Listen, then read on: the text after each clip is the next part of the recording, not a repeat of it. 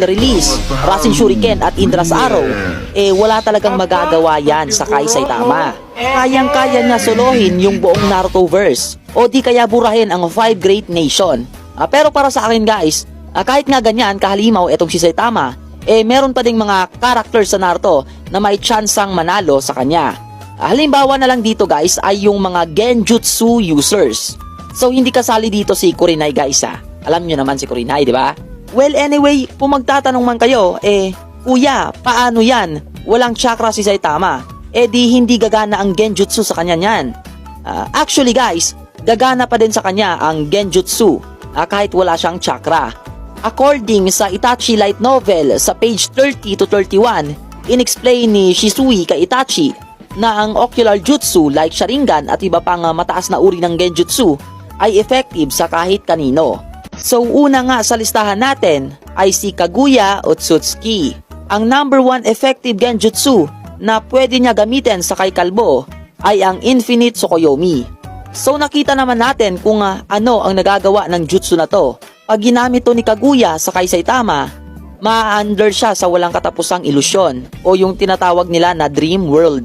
So pwede natin i-consider na panalo si Kaguya if ever man ma-under si Saitama sa ganito. Kasi nga forever siyang makukulong sa mundong yon. At tapos yung tunay na katawan niya magugutom at sa katagalan nga mamamatay. So hindi nga ito magagawang i-counter ni Saitama. Depende na lang guys. Pangalawa nga sa ating listahan ay si Shisui.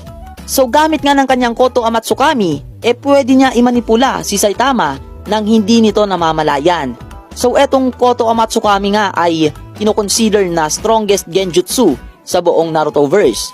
So gamit nga nito, pwede utusan ni Shisui si Saitama na magpakamatay o hindi huminga sa loob ng isang araw or kahit ano pa yan na utos. Dahil syempre, ganyan nga yung nagagawa ng Koto Amatsukami. Pag nangyari yan, of course, easy win na yan.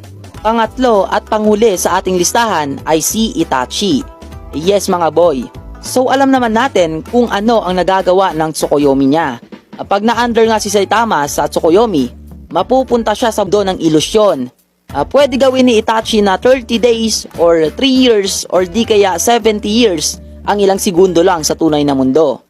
Pwede niya i-torture si Saitama sa mundo na yon.